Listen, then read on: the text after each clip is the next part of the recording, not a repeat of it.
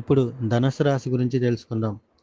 ఈ రాశి వారికి శుక్రుడు, రవి కుటుంబ ధనస్థానంలో ఉన్నందున కుటుంబంలో చిన్న చిన్న సమస్యలు తలెత్తుతూ ఉంటాం.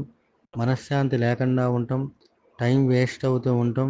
అదేవిధంగా ధనం అనవసరంగా ఖర్చు అవుతూ ఉంటాం అనేటటువంటివి జరుగుతుంటాయి. దీంతో పాటుగా రావాల్సిన ధనం సమయానికి చేతికి అందటంలో కొంచెం ఆలస్యత అనేటటువంటిది జరుగుతూ ఉంటుంది. విద్యార్థులకు పట్టిందల్లా బంగారంగా ఉండే అవకాశాలు ఎక్కువ ఉన్నాయి. ఉత్తీర్ణతా శాతం పెంచుకోవటం, విదేశాలను అనుకునేటటువంటి వారు శుభవార్తలు వినటం అనేది జరుగుతాయి.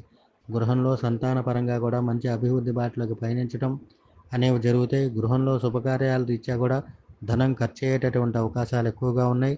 అదేవిధంగా ఉద్యోగస్తులకు కూడా మంచి లాభాలు గడించేటటువంటి అవకాశాలుతో పాటుగా వ్యాపారస్తులకు మంచి లాభాలు గడించేటటువంటి అవకాశాలు, నూతన వ్యాపారాలు ప్రారంభించుకోవడం అనేది జరుగుతాయి. ఉద్యోగస్తులకు వారికి మంచి ప్రమోషన్లు రావటం, ఇంక్రిమెంట్లు రావటం అనేటటువంటి అవకాశాలు ఎక్కువగా గోచరిస్తున్నాయి.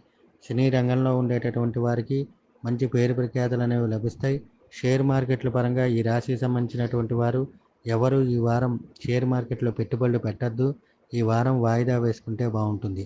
అదేవిధంగా న్యాయపరమైనటువంటి చికాకులతో ఎవరైతే ఉన్నారో వారికి కూడా సమస్యలు తలెత్తుతూ ఉంటాం. వారం ద్వితీయార్థం నుంచి కొంచెం అనుకూలమైన వాతావరణం రావటం అనేటటువంటిది జరుగుతుంది.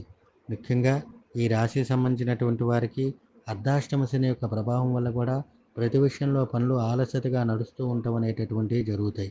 కనుక వీరు సోమవారం, గురువారం, శనివారం శివాలయంలో శివుడికి పంచామృతాలతో అభిషేకం చేయటం, అదేవిధంగా శనివారం రోజు వెంకటేశ్వర స్వామి గుడిలో 9 ప్రదక్షిణాలు చేసి అష్టోత్తర పూజ చేయటం, దీంతోపాటు ప్రతినిత్యం గురుగ్రహ కవచము, అదేవిధంగా విష్ణు సహస్రనామం వినటం వలన వీరికి ఉండే సమస్యలకు చక్కటి పరిష్కారం అనేది